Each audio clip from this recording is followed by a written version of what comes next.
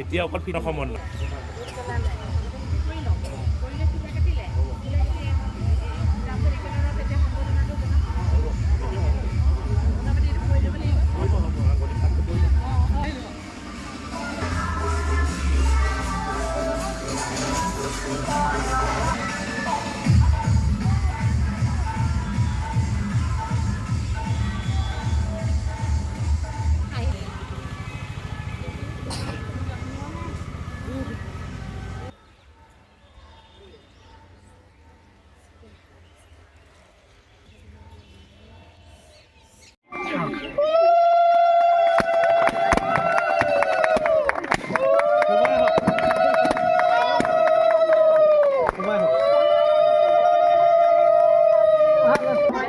একো নেতাই দিয়ক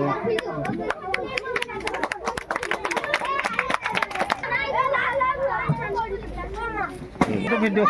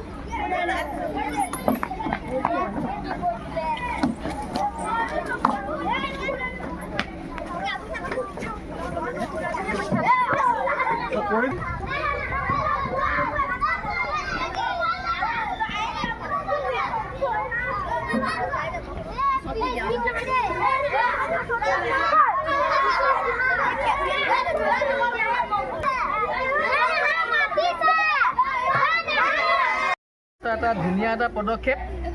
এই আমাৰ বিদ্যালয়বিলাকত যে এটা পাৰ্ক হিচাপে দিলে নথৈ আমি আনন্দিত হৈছোঁ। তেওঁলোকলৈ মোৰ আন্তৰিক অভিনন্দন জ্ঞাপন কৰিছোঁ। তেখেতসকল মানে গোটেই অসমত 52খন এনেকুৱা পাৰ্ক দিলে আৰু আমাৰ গোলাঘাট ডিষ্ট্ৰিক্টত 12খন। আজি 12খনৰ আজি অন্তিম এইখন লেপলি প্ৰাথমিক বিদ্যালয়ত উদ্বোধন কৰা হৈছে আৰু তেওঁলোকে সঁচাকৈয়ে এটা বৰ ধুনীয়া পদক্ষেপ লৈছে আৰু আগত বিশেষ আৰু মোৰ বক্তব্য সামৰণি মাৰিম। ইয়াৰ পিছত আমাৰ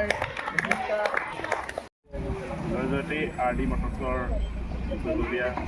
আকৌ ডাঙৰীয়াক আমি ধন্যবাদ জ্ঞাপন কৰিলোঁ। আমিও দেখা যায় যে এই যিটো মহৎ পদক্ষেপত আমি অংশীদাৰ হৈছিলোঁ আৰু খুব স্বাস্থ্য বেয়া অসুস্থ তাৰ মাজতো যিহেতু তেখেতৰ নিমন্ত্ৰণ বা সাদৰক নেওচিব নোৱাৰি এপাক আহিলোঁ আৰু দেখা যায় যে যিকেইখন বিদ্যালয়ত দিছে বিদ্যালয়কেইখন এক অনগ্ৰসৰ অঞ্চলত অৱস্থিত বিদ্যালয় আৰু বিদ্যালয়কেইখনত যথেষ্ট সহায় দিছে। মই এইখিনিতে এটা কথা উল্লেখ কৰিব খুজিছোঁ যে আপোনালোকক যিহেতু তেখেতসকলে এই শিশু উদ্যানখন দিলে সেইটো প্ৰতিপাল কৰি ৰখাটো আপোনালোকে দেখা যায় যে বহুত জেগাত দেখা যায় প্ৰতিপালৰ অভাৱত কিবা কাৰণত যিহেতু বস্তু ব্যৱহাৰ কৰাত অপব্যৱহাৰো হয়গৈ বহুত জেগাত। কিন্তু যদি কিবা কাৰণত আমি এইফালে যাওঁতে মেলতে যদি কিবা কাৰণত এই ক্ষেত্ৰত যদি অপব্যৱহাৰ দেখোঁ হয়তো ভৱিষ্যতলৈ অকণমান মই মুকলিকৈ তেখেতসকলৰ মাজতে অকণমান দুখ পাব। আৰু এয়াই নহয় আপোনালোকৰ এয়া আৰম্ভহে কৰিছে তেখেতসকলে যথেষ্টখিনি আহে আৰু আটাইতকৈ ডাঙৰ কথা কি বানপানীৰ সময়ত হওক প্ৰাকৃতিক দুৰ্যোগৰ সকলো সময়তে তেখেতসকলৰ সহায় কৰে আৰু বাণিজ্যৰ লগতে মানৱ সেৱাও তেখেতসকলৰ মূল লক্ষ্য। যিহেতু এটা প্ৰতিষ্ঠান যিহেতু ব্যৱসায়িক কথাটো আহিব সেইকাৰণে আহিব বহুখিনি নিবনুৱা যুৱক যুৱতী ইয়াত সংস্থাব লৈছে আৰু ব্যক্তিগত প্ৰতিষ্ঠানত আমি যিহেতু সংবাদ মাধ্যমৰ ব্যক্তিগত খণ্ডত কাম কৰোঁ আমি জানো ব্যক্তিগত খণ্ডত কামৰ যিটো থাকোঁ ডাঙৰীয়া মই আহিয়ে কৈছোঁ এটা কথা আহি থাকোঁ যে আমাৰ কাম কৰিব বেলেগ চৰকাৰী ক্ষেত্ৰত অকণমান বেলেগ চৰকাৰী দৰমহা পাব এটা মনলৈ আহে মই এই ক্ষেত্ৰত দেখা যায় যে আজি পৰিবহণ বিভাগ পাৰিলে যেতিয়া কষ্ট কৰি হিচাপ ৰাখিব পাৰিছে কিন্তু দেখা যায় যে চৰকাৰী ক্ষেত্ৰত দেখা নাযায়। এতিয়া যিটো ব্যৱস্থা কৰিছে তেওঁলোকে আপোনালোকৰ লগত সদায় আৰু হয়তো কোনে জানে আজি নক'ব পাৰে বা ইয়াৰ পৰা এটা যদি দক্ষ ঠাকুৰ ডাঙৰীয়াহঁতে বা তেওঁলোকে যদি গৈ পেলাই দিয়ে কিন্তু স্কুলখন এনেকুৱা কৰিছে ভৱিষ্যতলৈ হয়তো আৰু এটা এয়া কি ভৱিষ্যতলৈ যথেষ্ট দিব আৰু মই জানো খোৱা পানীৰ পৰা আৰম্ভ কৰি হয় বিভিন্ন ক্ষেত্ৰত দি থাকে আৰু আমিও ব্যক্তিগতভাৱে এইটো আজি কৰি থৈ গৈছোঁ ৰাষ্ট্ৰীয় সংবাদ মাধ্যম ৰাষ্ট্ৰীয় কাকত এখনৰ এজন মানুহ হিচাপে আপোনালোকৰ যদি কিবা কিবি সমস্যা হয় আমি সহায় কৰিম আৰু এটা কথা দেখা যায় যে মই নিজে এছ পি পেট্ৰল পাম্পৰ লগতো কথাটো এনেকুৱা বিভিন্ন বিদ্যালয়ত খোৱা পানীৰ পৰা আৰম্ভ কৰি ব্যৱস্থা কৰি দিছোঁ কৈ দিবগৈ পাৰোঁ আজি তেখেতসকল আহিলে ঠাকুৰ ডাঙৰীয়া যদি ইয়াৰ পৰা এটা বাৰ্তা লৈ যায় আপোনালোকৰ পৰা আৰু হয়তো সুদূৰ ভৱিষ্যতলৈ যথেষ্ট কাৰ্য আৰু এইটোৱে আমাক ভাল লাগিছে কি মই গোটেইকেইটা অনুষ্ঠানত আমাৰ অবিভক্ত ডেৰগাঁৱে মই গোটেইকেইটা অনুষ্ঠানত মই সাক্ষী হৈ ৰ'লোঁ আৰু মই মোৰ ফালৰ পৰা মোক যেনেকৈ ঠাকুৰ ডাঙৰীয়াই আজি ধন্যবাদ দিলে ময়ো মোৰ এই মহৎ পদক্ষেপত হত্যা ধৰ্ষণ লুণ্ঠনৰ যি বাতৰি আগ্ৰাসনত টি আৰ পিৰ সমস্ত আগ্ৰাসনত যিটো ঘূৰি ফুৰাৰ মাজত হয়তো এই ক্ষেত্ৰত এটি শিশুসকলৰ যি পবিত্ৰ মন নিষ্পাপ শিশুসকলৰ মাজত যিহেতু উপস্থিত হ'বলৈ পায় মই নিজেও ধন্যবাদ দিছোঁ শেষত বিদ্যালয়ৰ কৰ্তৃপক্ষক আন্তৰিকভাৱে ধন্যবাদ দিছোঁ আমাৰ নিচিনা এজন নিষ্ঠি সংবাদকৰ্মীক যিহেতু যি মৰম আছিলে সেই মৰম আপোনালোকৰ মাজৰ পৰা আমি লৈ চাম আৰু মই আদি মটকৰ সমগ্ৰসকলক ধন্যবাদ দিছোঁ আৰু আজি হয়তো কিবা কাৰণে বিশ্বৰ কাৰণে এটা বৃহৎ তেখেতসকলৰ দল আহিব পৰা নাই বাকীকেইটা অনুষ্ঠানত যথেষ্টখিনি গৈছে দেখিছোঁ আৰু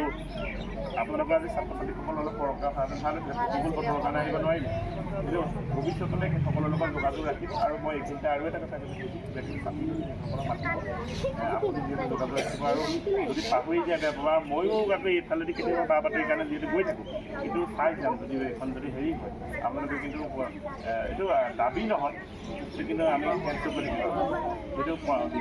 বুজিব নালাগে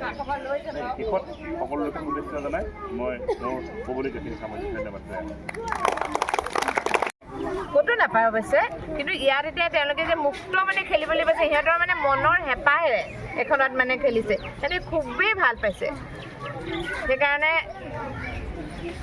মই মোৰ ফালৰ পৰা আৰ ডি মটৰ্ছৰ সকলো সদস্য উদ্যোক্তাসকলক মোৰ ফালৰ পৰা বহুত বহুত ধন্যবাদ জনালোঁ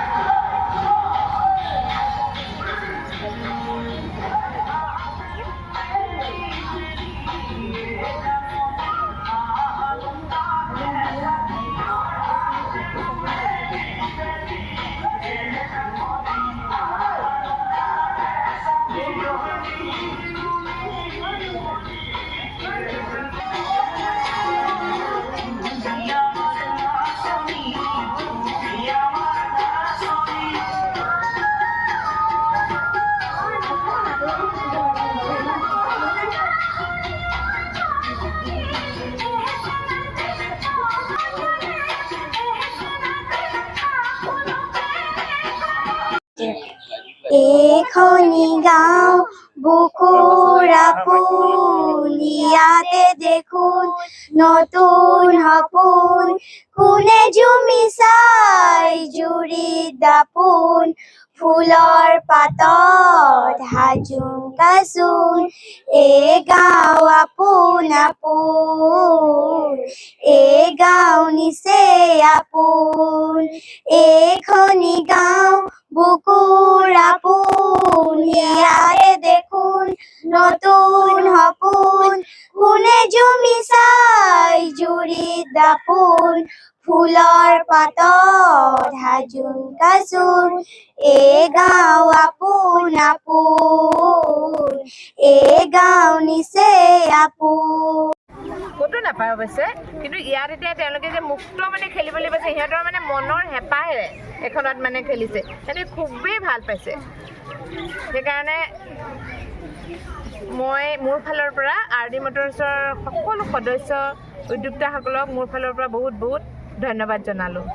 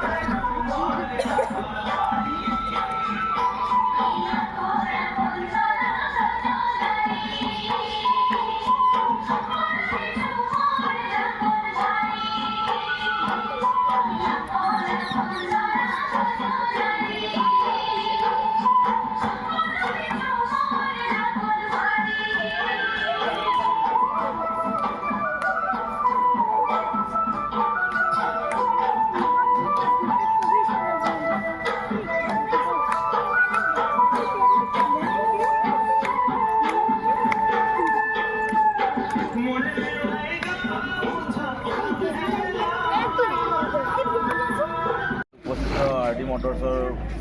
আমাৰ বিক্ৰম ঠাকুৰ ডাঙৰীয়া আৰু আমাৰ প্ৰাক্তন প্ৰধান শিক্ষক আতাউদ্দিন আহমেদ ডাঙৰীয়া,